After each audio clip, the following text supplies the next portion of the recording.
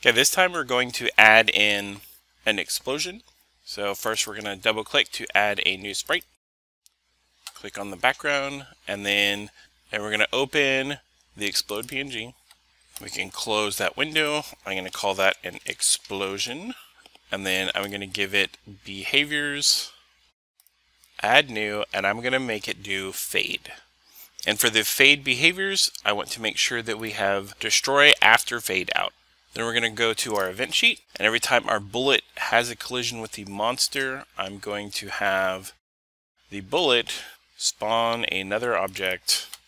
It's going to spawn the explosion.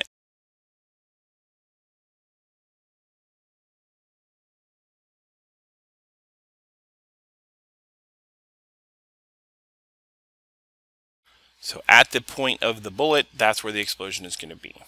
So now when we run that, we get our explosion. We'll see that that just has a black background on it that does not look very good.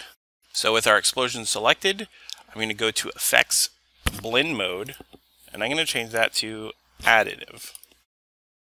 Since black has no color and we're only adding to what is there, that will make this slightly transparent, and we will not see any of the black anymore. So if we run that again, now we see our explosions, and that looks a lot better.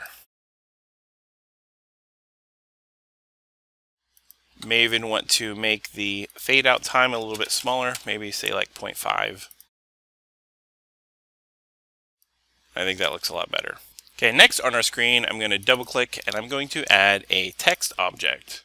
And we'll see that we're placing that on the game layer. And I'm going to change the name of this to score label. And I'm going to put score as the initial text. We'll change that whenever the game is running.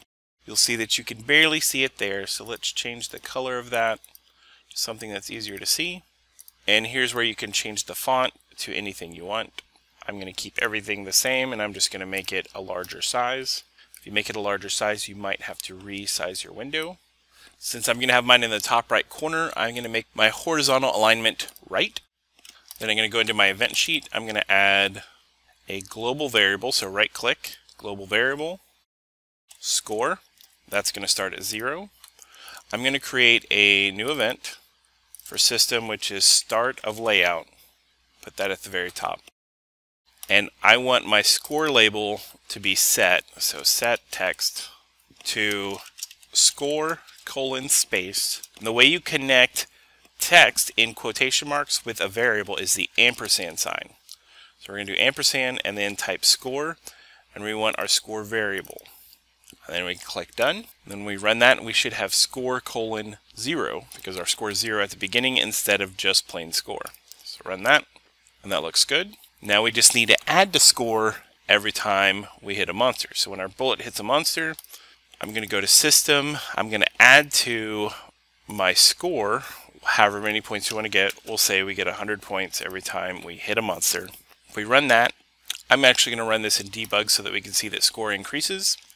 So I hit my monster, and our score did not change on the screen. But we'll see that our global variable score did change to 400 because I shot 4 monsters. So what's happening is our score is changing, but our score label is not getting updated. So every time we change the score value, we're also going to need to change the score label. The easiest way to do this is go up and copy the event we've already made and paste it right underneath where we add to the score. Then when we run it, the score should update each time our score increases.